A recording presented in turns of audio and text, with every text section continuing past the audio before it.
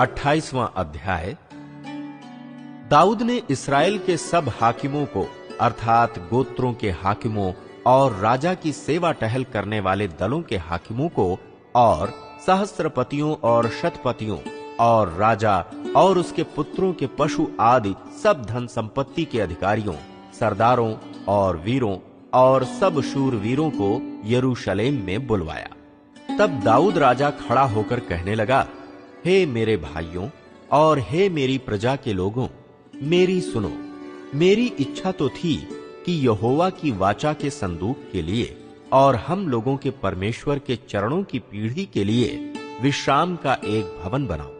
और मैंने उसके बनाने की तैयारी की थी।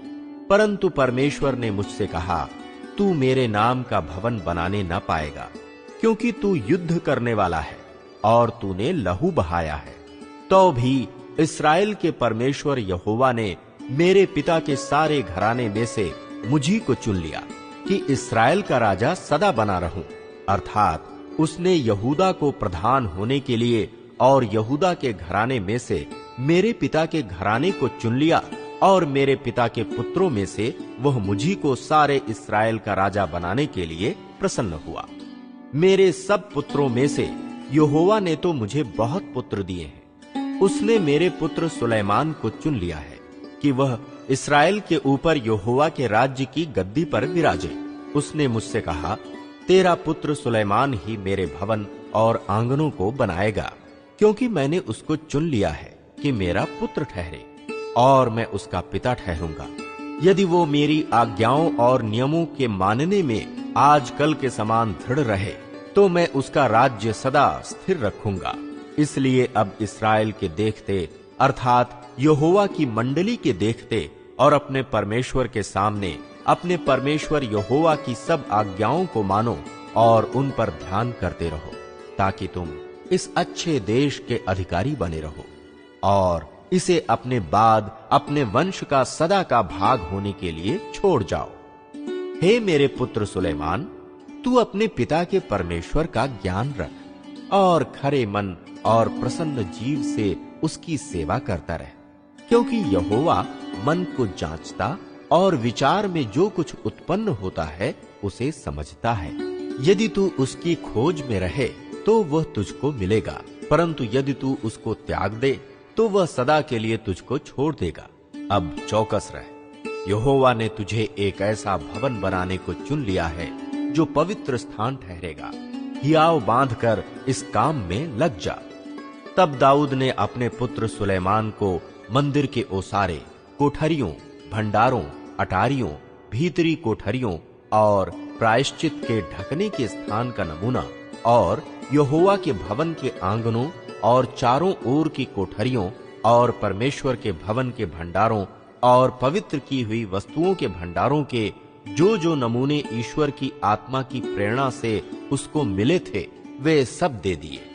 फिर याजकों और लेवियों के दलों और यहोवा के भवन की सेवा के सब कामों और यहोवा के भवन की सेवा के सब सामान अर्थात सब प्रकार की सेवा के लिए सोने के पात्रों के निमित्त सोना तौलकर और सब प्रकार की सेवा के लिए चांदी के पात्रों के निमित्त चांदी तौलकर और सोने के दीवटों के लिए और उनके दीपकों के लिए एक एक दीवट और उसके दीपकों का सोना तौलकर और चांदी की दीवटों के लिए एक एक दीवट और उसके दीपक की चांदी हर एक दीवट के काम के अनुसार तौलकर और भेंट की रोटी की मेजों के लिए एक एक मेज का सोना तौलकर और चांदी की मेजों के लिए चांदी और चोखे सोने के कांटों, कटोरों और प्यालों और सोने की कटोरियों के लिए एक एक कटोरी का सोना तौलकर और चांदी की कटोरियों के लिए एक एक कटोरी की चांदी तौलकर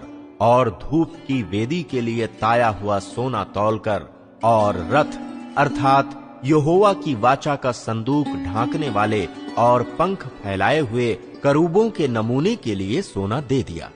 दाऊद ने कहा, मैंने यहोवा की शक्ति से जो मुझको मिली थी ये सब कुछ बूझकर लिख दिया है। फिर दाऊद ने अपने पुत्र सुलेमान से कहा, हियाव बांध और दृढ़ होकर इस काम में लग जा, मत डर और तेरा मन कच्चा ना हो, क्योंकि यहोवा परमेश्वर जो मेरा परमेश्वर है वो तेरे संग है।